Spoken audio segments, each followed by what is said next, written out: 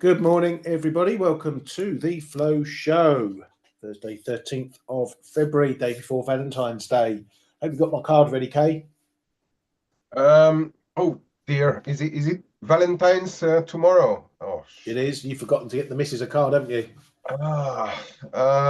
okay. Let me get back to you. I need to do something. I know we should Now, play. made restaurant booked and everything. Yeah, good. Oh, restaurants, what are they? I forget what they are on Valentine's Day. We'll be having dinner at home with the kids, as usual.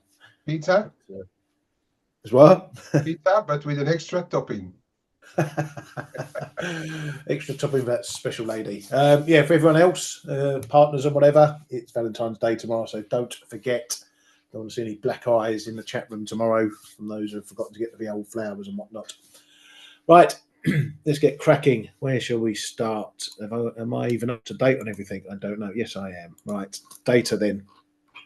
Japan, it's still coming up roses over there on the price front. PPI this time coming in solid, up 4.2% year on year from 4% expected. So the inflationary snowball continues to roll over there. CPI out of Switzerland isn't looking as good though.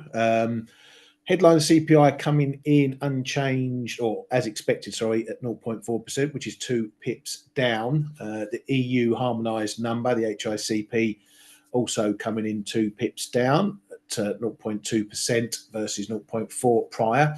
However, the core number, which is not on this calendar for some unknown reason, came in up 0.9% year on year.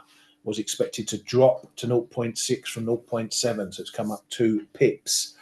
Does that do anything for the SMBK? I mean, it's their next meeting's not until March anyway. Yeah, it's not until March, and everybody's always speculating that they may be tempted to take rates down to zero or even negative if needed. But do you know what?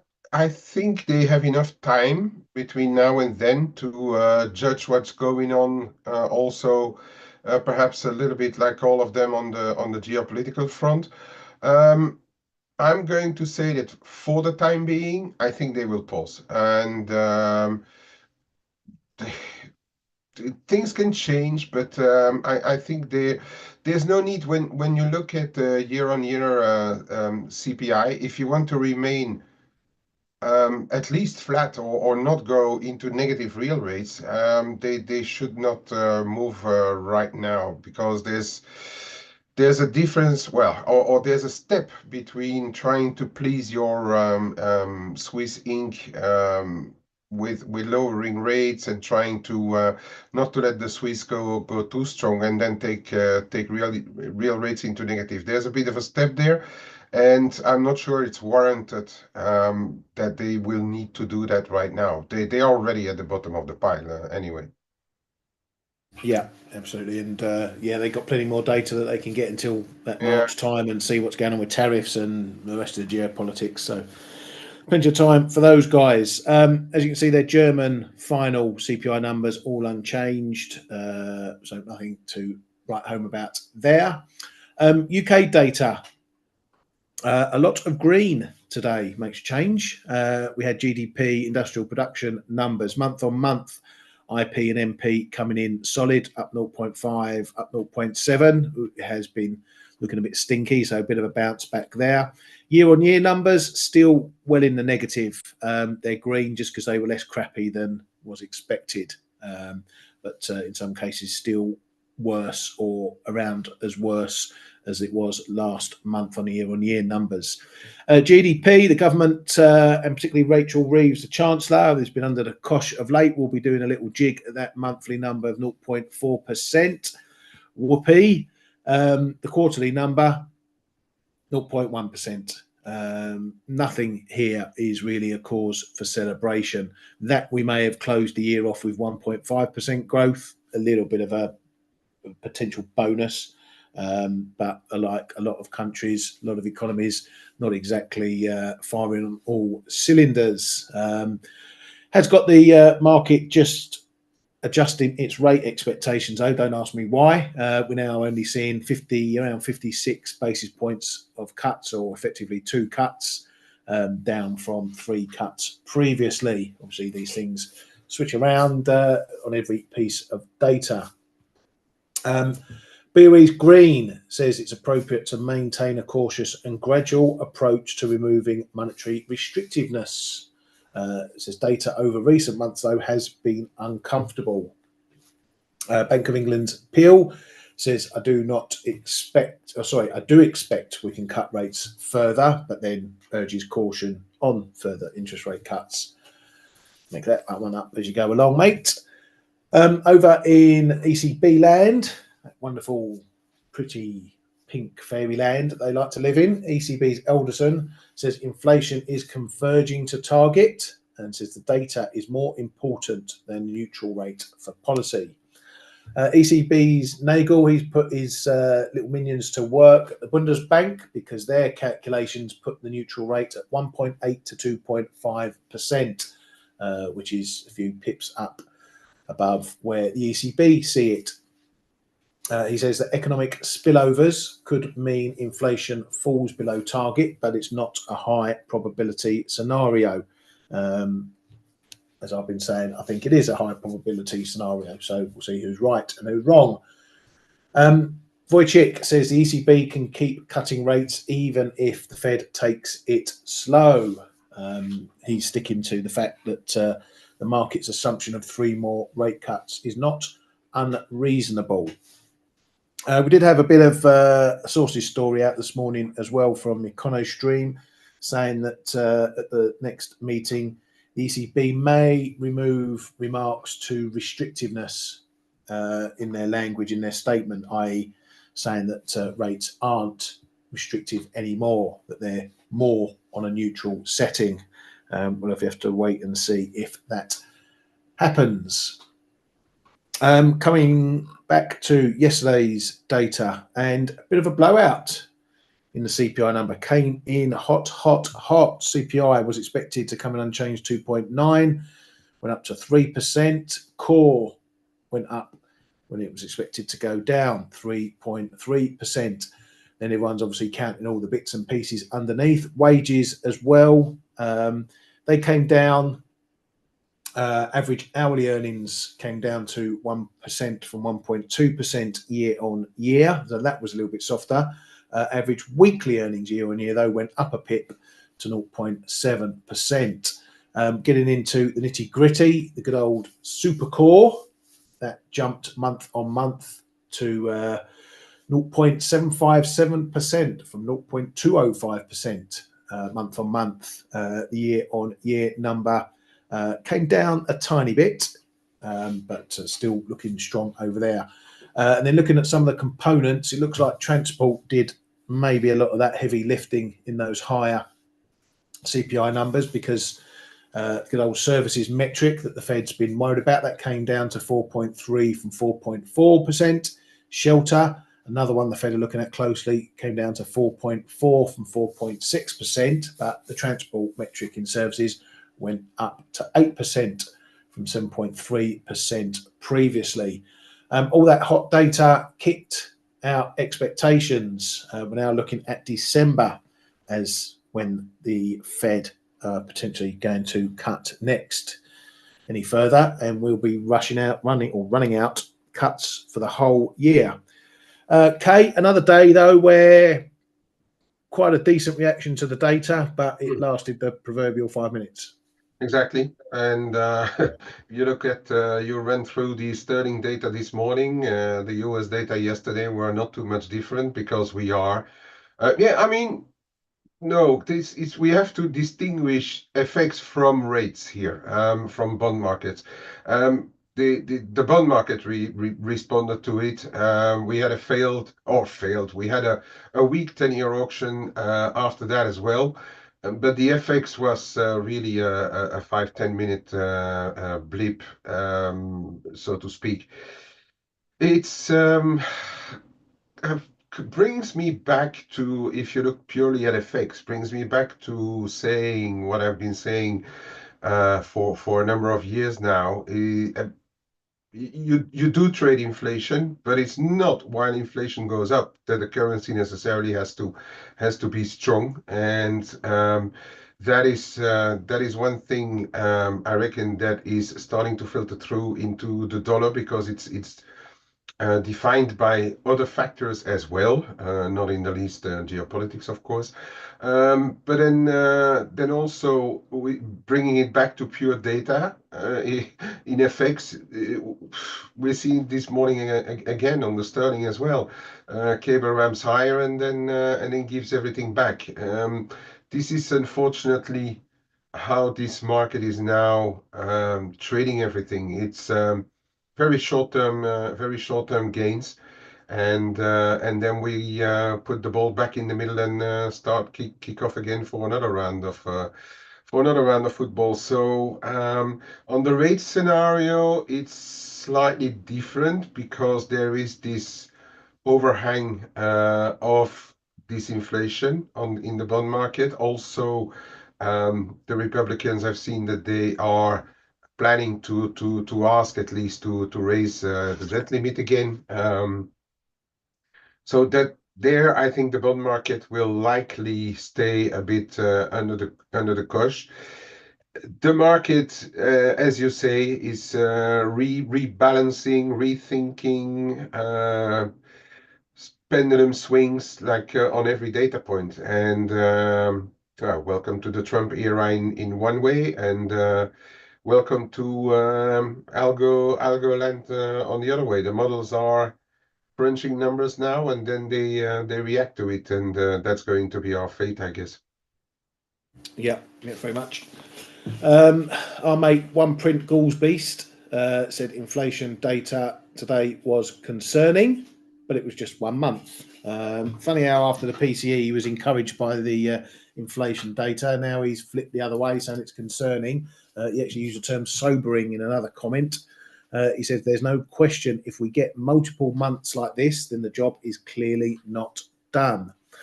Fed's Powell didn't really get anything explicit on the inflation side of things. Everyone was sort of hanging around to see if he would comment on it. Only a few comments worthy of attention. He said possible that Fed could have to move rates on tariffs, but we're going to make decisions about rates as we go. He says clear progress made on rent inflation, but we're not there yet. And said we didn't see much progress on core inflation last year. He says markets are not pricing in higher inflation, but could be pricing in the risk of higher inflation. He says he's looking for the PPI data today for a read through to PCE because the Fed targets PCE inflation, which is a better measure than CPI, or at least he's made PPI today a bit more interesting. Says the Fed doesn't get excited about 1 or 2 inflation readings. Okay, I'm gonna make my point as usual. Core CPI in the US is still, or has been, above 3%, and it's getting close to 4 years now. And that's not just we've not seen any moves under 3%. So 1 or 2 readings, well, the charts never lie, shall we say? And that's saying something completely different. Anything you got from Mr. Powell? No, no, no, Good. no, really. I mean, he's been his own self, of course, fighting back on some questions about his own job and his relation to, let's say, the U.S. administration. But no, for the rest, he hasn't given us anything else than then he's in the waiting room, just like all of us and all of them. And that is the point where we are at now, which we have repeatedly been saying. It is unfortunately how it is. They can't do anything more. He did say, as I think you pointed out as well, that they will react to they need to first see the policy, the trade policies before they can react. So they have a reaction function, not a front-running function, and that is the same for all central banks. Sometimes I think market or some commentators, and then I'm talking especially about all the people on Twitter or X. They think the Fed or any central bank should do this or should do that. They completely forgot the role of a central bank or the functions of or how a central bank functions. A central bank is not there to front run events. They react. And now we are in the waiting room, and they are as well. Yeah, yeah, very much so. And that's a good point you make about central banks. Yeah, they're not there to run economies and pander to the market. They're there to assist economic growth and underlying conditions and everything to do with that. Um, Bank of Canada, though, they say the tariff threat souring confidence would make cases for a rate cut. They say tariffs could cause further weakening in the loonie. Bit of a no shit Sherlock comment there. RBC Capital, they now expect the BOC to hold rates at their next meeting in March. President Trump says interest rates should be lowered. He said that after the CPI data. Go figure. He's apparently had a lengthy and highly productive phone call with Putin, which the Kremlin finally confirmed. And they said that contacts will continue with the Trump team. And they are focused on preparing for a personal meeting with Trump. Ukraine's Zelensky also said he had a meaningful call with Trump. Now, I think we were talking about the war, K, when it first happened and how it goes in stages. We've got stages again. Mm, It's good news that potentially people are starting to talk. Whether it leads to anything is another question, but this is a first step, and we perhaps saw a bit of market reaction to those we're talking type comments, particularly in the Swissy. I think we noticed yesterday. yeah, absolutely, and also in parts in the yen crosses. So yes, I mean there is a how shall I say, if when it all started, people made correlations to certain currencies or risks or geographical zones who were the most likely affected and things. So it is normal that if those have been modeled, those kind of impacts, some of those impacts are now waning because just of the actual fact that there is an outlook for a difference, a difference in or an evolution, I should say, in all the events. So that is a bit normal. You see the risk coming back. You see euro has been benefiting from it as well. The dollar has been offered on the back of it as well. So this is one of those stages again where you say like, yes, I mean there's a change here, and then now, as you say, this stage is one stage, and now we will have to see what the next stage will be. Yeah, very much so. But And yeah, if I may, the next stage is probably going to cost Europe an arm and a leg, and possibly uh, even two arms and two legs. yeah, but I think it's difficult to ascertain. You know, they're pumping tons of money into it, so will that effectively stop if because there's going to be a big rebuilding job to be done, which could actually, in a quirky way, be a bit of a boost to some European countries and firms who will be tasked with a job. Obviously, the Hmm. US will probably be front and center of all that as well. But I think until we get an actual headline that says, the war's over, withdrawals are going to be happening, we're probably going to see a lot of jumping around like this in markets. Yeah, absolutely, Ryan. It's undeniably a big event. If it was very big when it started, it will be very big when it ends it as well. And then afterwards, people will get out the abacus and see who is going to pay for what, how much is going to cost. The way Trump paints it, if he gets what he plans right now, but we know how plans can evolve all the time. That's why I'm saying it's not necessarily going to be a very good deal for Europe. And the fact as well is that Trump negotiates with Putin and with Zelensky, but hasn't, apart from perhaps a few emails here and there, hasn't brought the Eurozone to the table, and that I think may, in the end, be telling. Yeah, that'll probably put a few noses out, particularly Mr. Macron, who likes to stick his beak into everything Yeah. over there. Right, let's move on. White House Economic Advisor Hassett says micro and macro policies are needed to address inflation. Says we will fix inflation with or without the Fed. Says more energy supplies and less rules will help curb inflation. Expect rates to come down. Says reciprocal tariffs are a work in progress, and talks with other countries on those began Wednesday.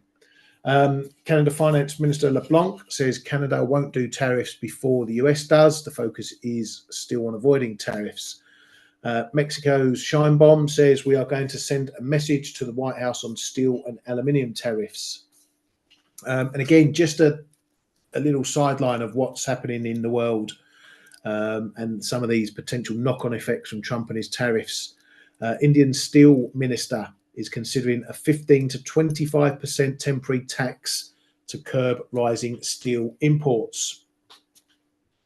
He says rising China steel imports pose a serious challenge to Indian firms. Hamas has said, apparently, according to Al Jazeera, that the hostages, this hostage swap on Saturday will happen according to schedule, although Israeli PM Netanyahu has apparently denied that report. Government jobs, US government jobs, we're now up to around 75,000 federal workers who have accepted the resignation redundancy program, whatever it is. So we're expecting, or some expectations were around, 5 to 10% of the workforce, which was sort of 150, 300,000, but we're at 75,000 for that. So not a huge number. Again, we don't know when that might pop up in any of the jobs numbers when that all goes through. That's it on the headline front. Kane, has you got anything else? No, that's all good, Ryan. I think we went around the globe there. Yep, thank you very much, mate. Right, where should we start? Well, might as well start here on the Swisser, Euro Swiss. So this was the rally we saw yesterday morning and into the afternoon was a bit more on the these peace talks and a bit of a risk move on the back of that, but we got up towards into that 95s and crap. Now we're already crapping out again, back down into the range. Similar story in a lot of pairs. Euro dollar had a move, bounced back strongly from that sell-off we saw over the CPI data. Come back up into the 104s. We're just finding a little bit of resistance now, just shy of this 50-60 zone up here, which has been an on-off sticky point for quite some time. So we're in that situation where the market is happy to move it around a bit, but it's not really that interested in taking on some of these bigger levels. So we're still in valid downtrends. We're still not making any lows though, so it's still in a bit of a flux, I think, Kay, at the moment. A lot of these pairs, no one's really wanting to push the envelope either side. Yeah, you showed a really good chart there at the start for the Euro Swiss. If you look just a little left, what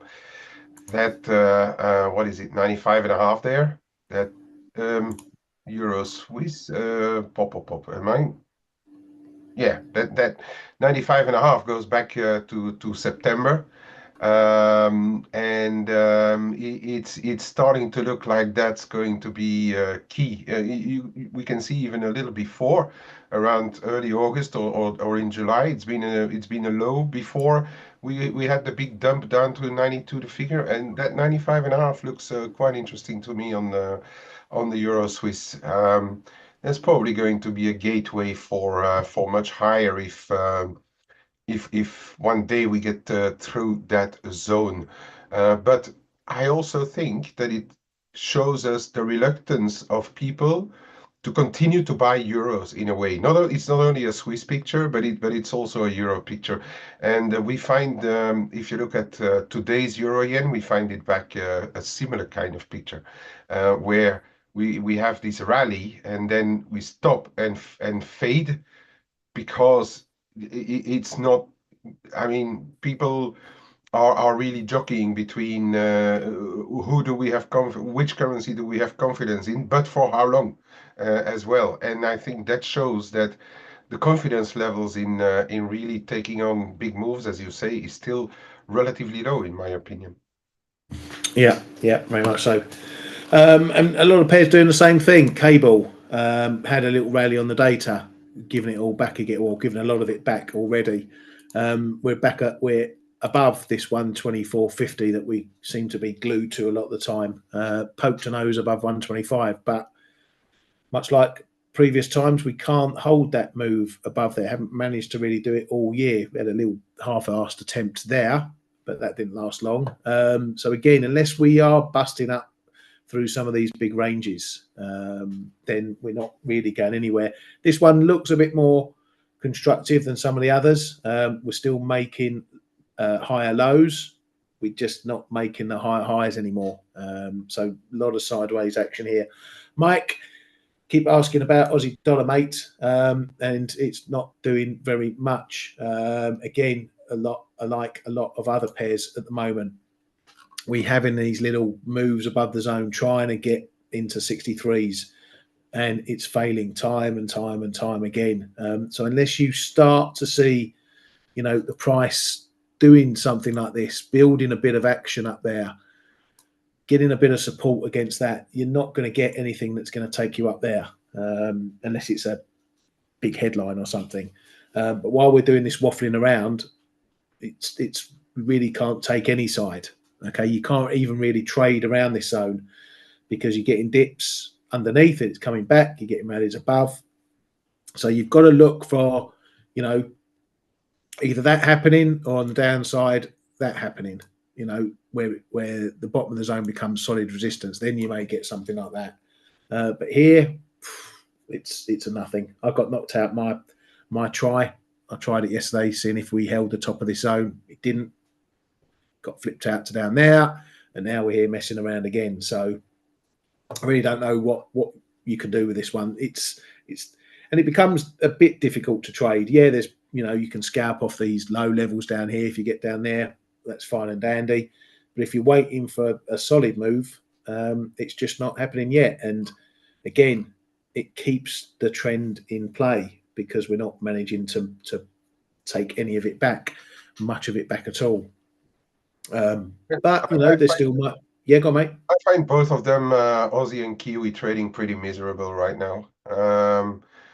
Really, I was expecting more of both of them, and the fact we can't hold above that 63 in the Aussie, you can't hold anywhere high 56s on the Kiwis is it's a bit it feels a bit miserable to me. I'm not going to say because I'm not really bearish on either of them either, but I wouldn't even rule out one day that there may be a little accident coming to the downside, people losing patience with it, unless, as you say, and as we're like drawing there, unless we get that 63 and we hold it, and then you move through 63 and a quarter, then the Aussie should continue its way higher. But until then, I think we need to be patient or just trade the ranges. Yeah. Yeah, absolutely, mate. So, what do you think the reason why it's quiet is it because when you get tariff focused headlines elsewhere, um, Yeah, we don't. because there's no focus on the Aussie, although there has been with that steel stuff, that the market just doesn't want to trade it. Um, I think the market tries to trade it, Ryan, but it's you need real money flows to drag it through levels. That is regardless what we think. A currency does not move because the currency wants to move. A currency has no, I mean, you can't make a currency move without flows, right? And so I guess a lot of people may, like the real monies may still be on the sidelines, and we are trading intraday stuff right now until there's clarity on the tariffs, or sorry, or the fact that we can't rally above that 63 and hold it may mean that there are really people sitting up there. Okay, when the Aussie or the Kiwi rally, or let's keep it to the Aussie right now. We need to sell a few because we don't see this thing ending very well. So that may be the other reason. Um, so it's either or a bit of most of the time a bit of both.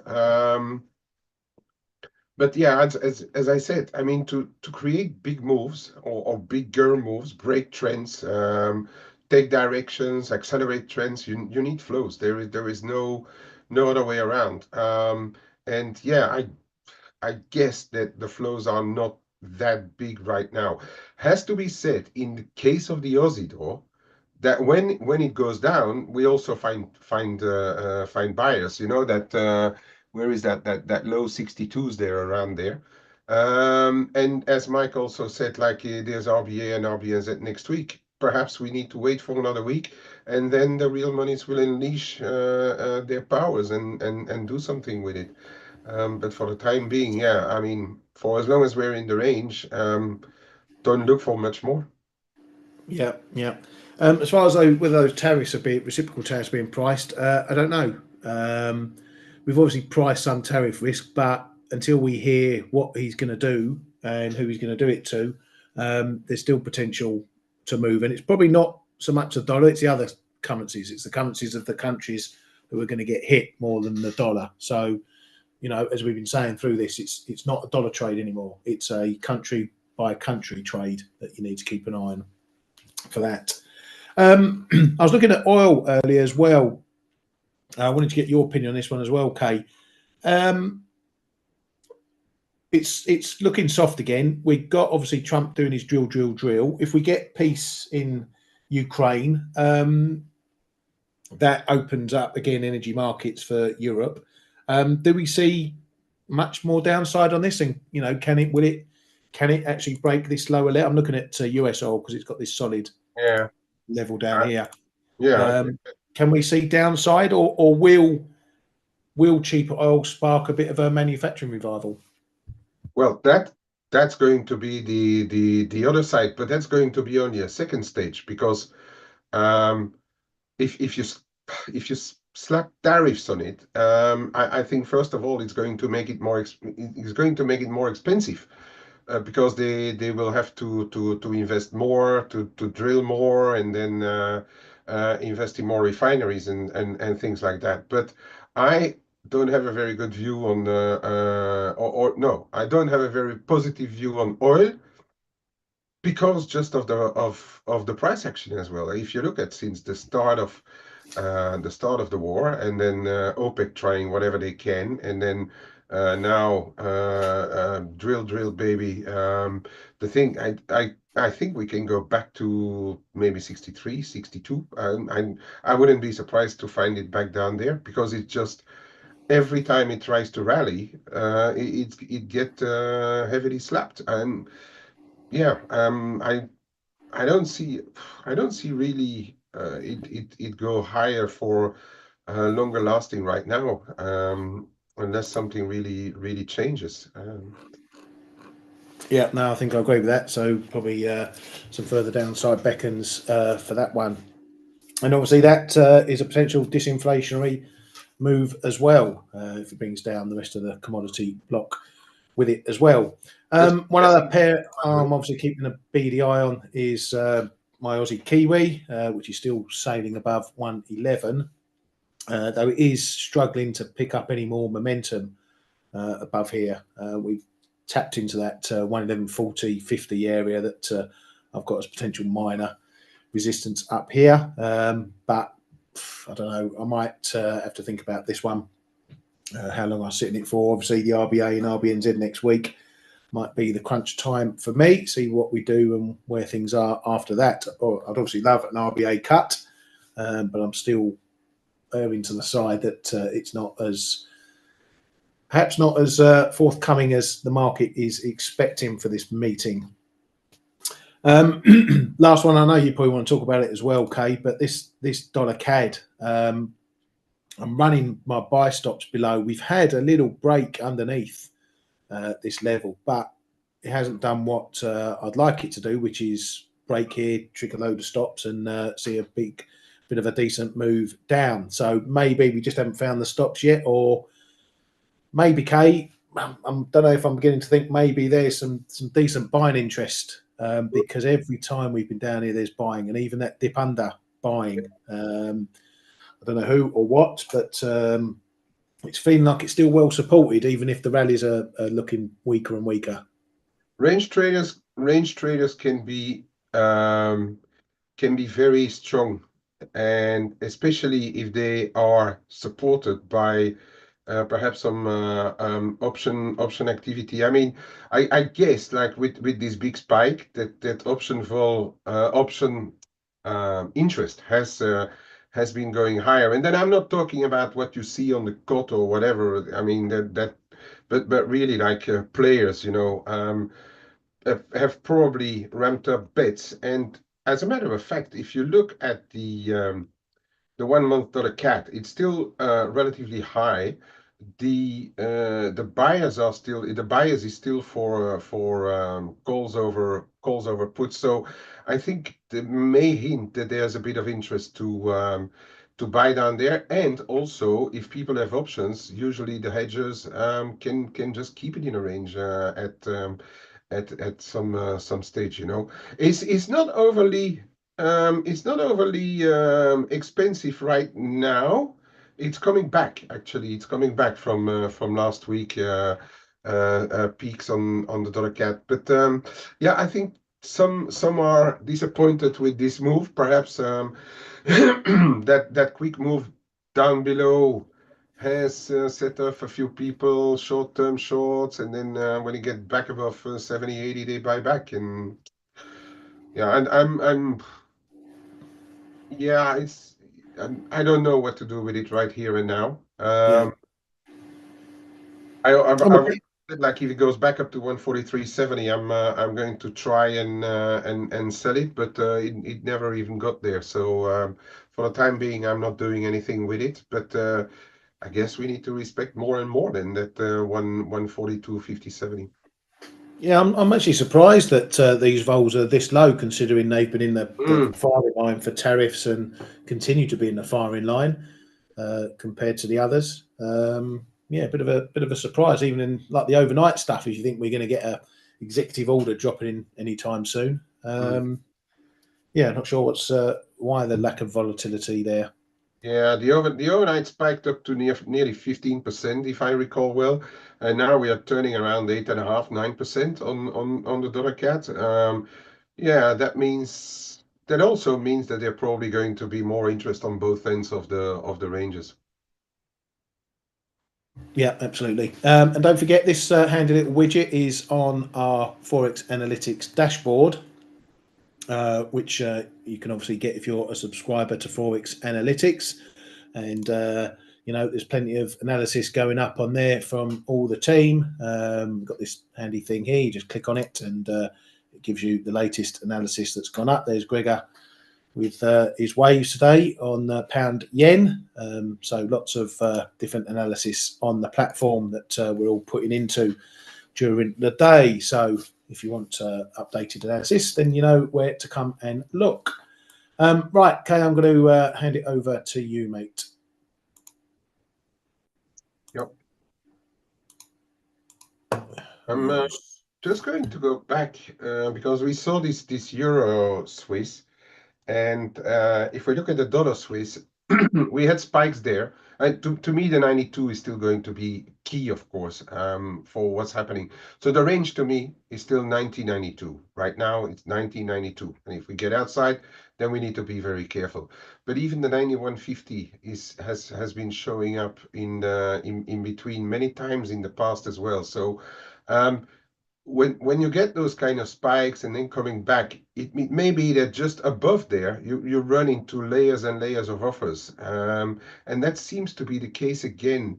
What we are seeing, which is still supportive of the fact that okay, this could be there could be a reversal here on the dollar coming, but it is still supportive of the fact because if you go down and you see the same thing that people are on both sides of the coin here, and so for as long as we see those kind of moves that we see here, um, it's a range because there seems to be interest on both sides of the coin as well. It can be driven by headlines, of course, and it can be uh, um, driven by some data. But if you look at, for instance, the CPI this morning in Switzerland, we may have thought something one way or another, but it didn't really affect too much of the direction. So I just want to point out, same as in the Euro Swiss, those levels that where the dollar and where those Swiss pairs are being kept right now. So you have to take them into account, okay? And on the other side, we are on a little bit of an intermediate level here around 94.40 on the Euro Swiss, but I think the real one is going to be here around 93.60, 80 again, because this is the range that we are trying to make right now.